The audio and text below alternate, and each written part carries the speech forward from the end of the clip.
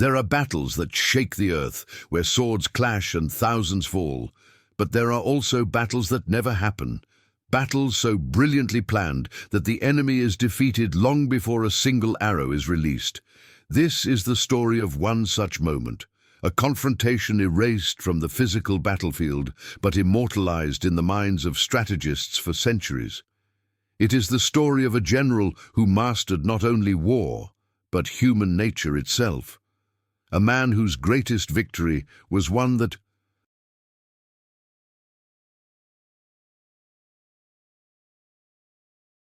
left no trace of blood, only the silence of an enemy that realized it had already lost.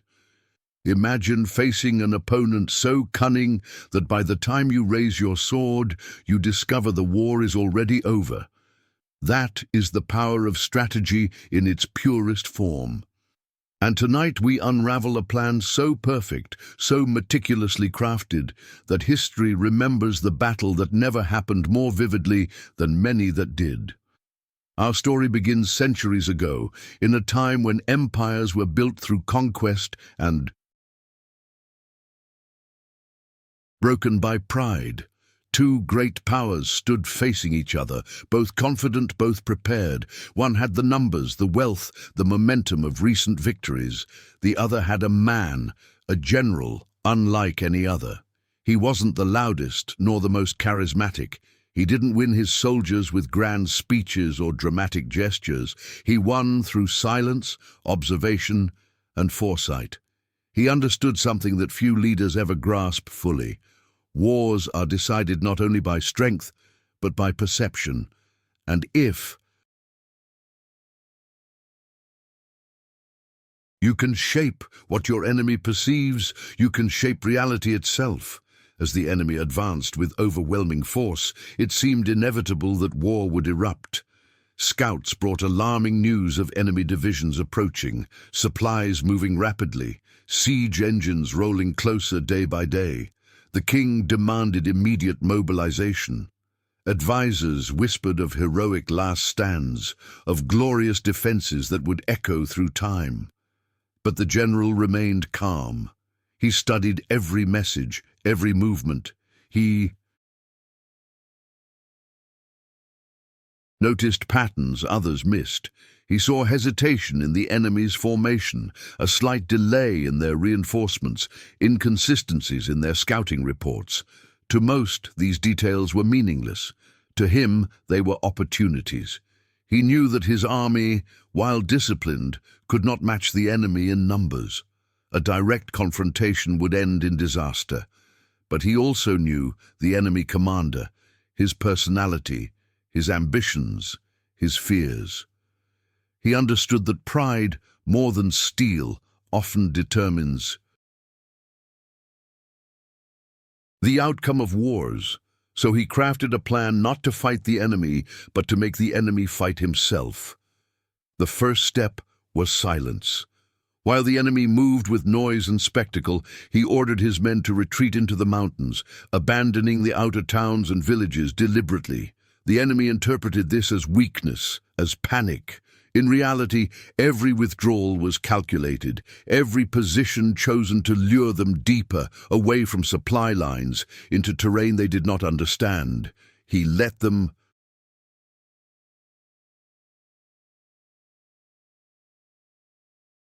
advance, feeding their overconfidence like a patient hunter, watching his prey wander into a trap. Then came the second phase, illusion. Scouts from the enemy reported strange sights, fortified positions on distant hills, smoke rising from unexpected places, signs of armies gathering in the fog.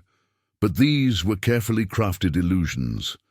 Fires lit by small detachments, wooden structures erected to look like siege towers from afar, soldiers moving in patterns to exaggerate their numbers. The general didn't need to outnumber the enemy. He needed the enemy to believe he was outnumbered. As the enemy grew cautious, the general sent out rumors through merchants and travelers. Stories of reinforcements arriving from distant provinces, of alliances forged in secret, of ambushes prepared in narrow passes. None of it was real, but in war, perception is reality. The enemy commander, previously bold, began to doubt. Should he press forward and risk a trap, or hold his ground and lose? Momentum. That doubt was exactly what the general wanted. Doubt corrodes confidence. Confidence moves armies. Without it, even the largest forces become hesitant shadows of their potential. The climax of the plan was the moment that would decide everything. The enemy finally reached the gates of the capital, but what they found there was not a massive defending force, nor empty ruins. Instead, they saw something that would burn into their memory forever. The gates were wide open. Inside, the streets were eerily silent, and on the walls sat the general himself, dressed in plain robes, calmly playing a string instrument. A handful of soldiers stood nearby, unarmed, behaving as if they had no fear at all. To the enemy commander, this was incomprehensible. Why would a general expose himself so openly? Why leave the gates unguarded? Was this arrogance, or was this a trap so elaborate that they couldn't even begin to see it? He froze.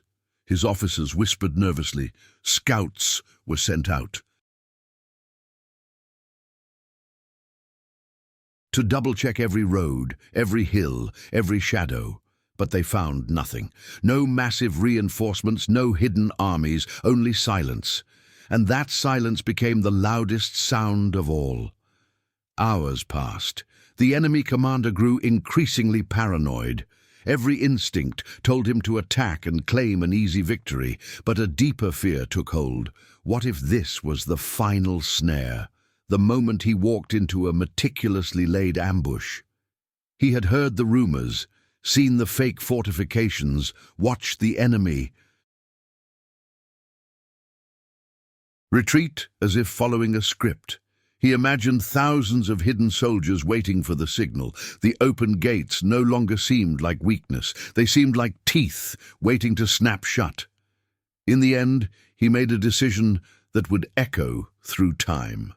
He ordered a retreat. Without a single sword raised, without a single arrow shot, his massive army turned back.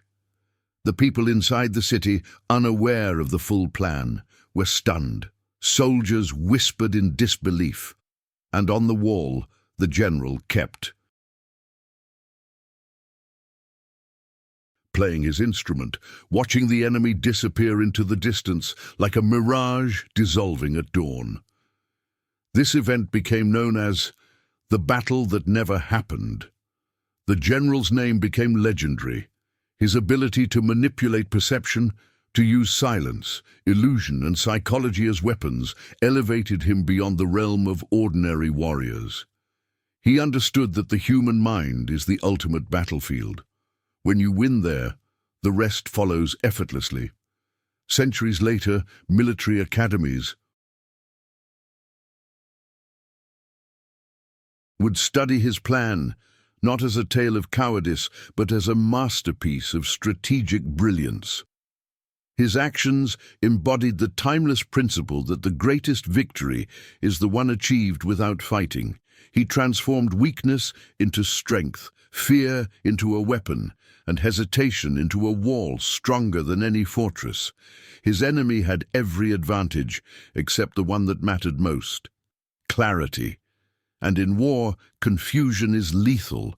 This story is more than a historical anecdote. It's a reminder. Whether in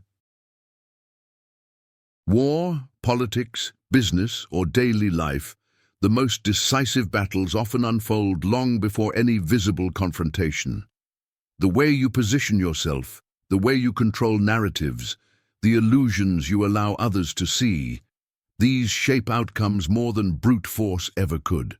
Many lose not because they are weaker, but because they let their opponent define the battlefield. The general didn't rely on luck. He built his victory on careful observation, psychological insight, and the courage to do the